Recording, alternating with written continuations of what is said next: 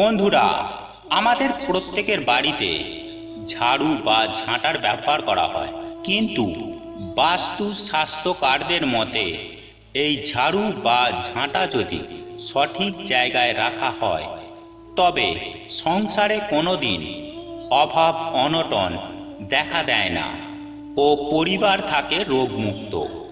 আমাদের প্রত্যেকেরই বেঁচে থাকার জন্য অর্থের প্রয়োজন রয়েছে, কিন্তু অনেক ক্ষেত্রেই পরিশ্রম করার সত্ত্বেও যথার্থ পারিশ্রমিক পাওয়া যায় না, ফলে সংসারে অর্থনৈতিক সমস্যার সৃষ্টি হয়। কথায় বলে ঝাড়ু হলো মা লক্ষ্মীর স্বরূপ। তাই বাস্তুশাস্ত্র বিশেষজ্ঞদের মতে ঘর বাড়ি অপরিষ্কার থাকলে সেখানে ঝগড়া, বিবাদ, কলহ, আর্থিক অনটন ও নানান রকম রোগ ব্যাধি লেগেই থাকে। কিন্তু ঘর বাড়ি যদি পরিষ্কার পরিচ্ছন্ন থাকে তাহলে সর্বদাই মা লক্ষ্মী বিরাজ করে। তাই সব সময় বাড়িঘর পরিষ্কার রাখা অত্যন্ত জরুরি। ঘর বাড়ি পরিষ্কার রাখার জন্য বেশ কয়েকটি নিয়ম বিধি মেনে চলা যায়। সেক্ষেত্রে গৃহস্থে বাড়িতে বেশ সুফল আসে।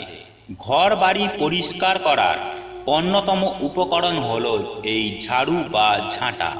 এই ঝাড়ুর মাধ্যমে কয়েকটি নিয়ম মেনে যদি ঘর পরিষ্কার করা যায় তবে কখনোই ঘরে টাকা পয়সার অভাব হবে না এবং নিত্য রোগ ব্যাধি থেকেও দূরে থাকবে পরিবারের সকল লোকজনও।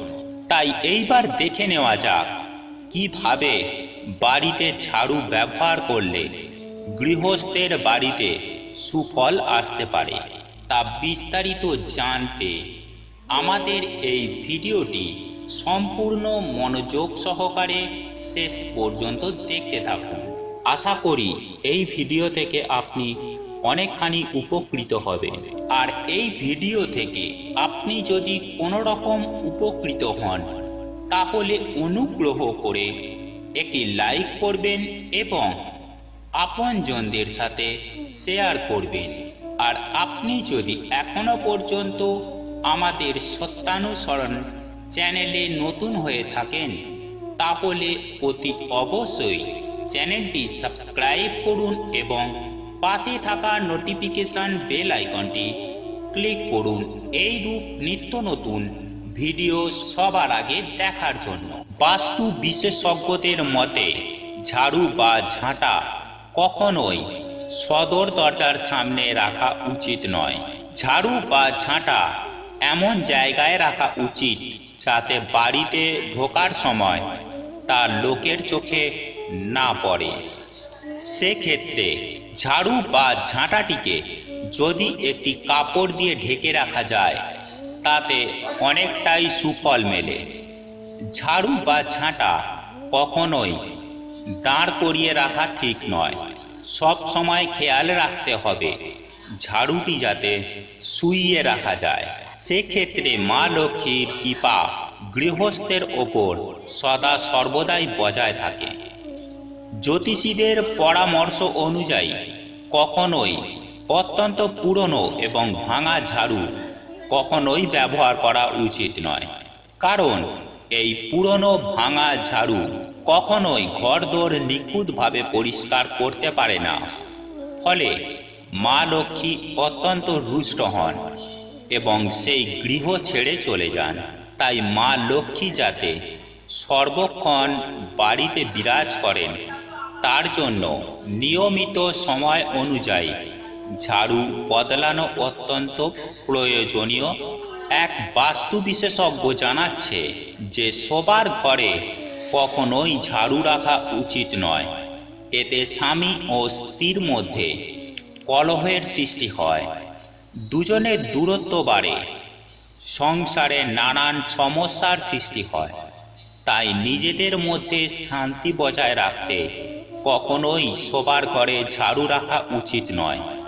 যেহেতু ঝাড়ু মা লক্ষ্মীর স্বরূপ, তাই রাত্রিবেলায় কখনোই ঝাড়ু দেওয়া উচিত নয়। রাত্রিবেলা ঝাড়ু দিলে সৌভাগ্য বাড়ি থেকে বেরিয়ে যায়। তাই বাস্তুশাস্ত্র বিশেষজ্ঞদের পরামর্শ অনুযায়ী সূর্যাস্তের আগেই ঘর নিখুঁতভাবে পরিষ্কার করে নেওয়া উচিত।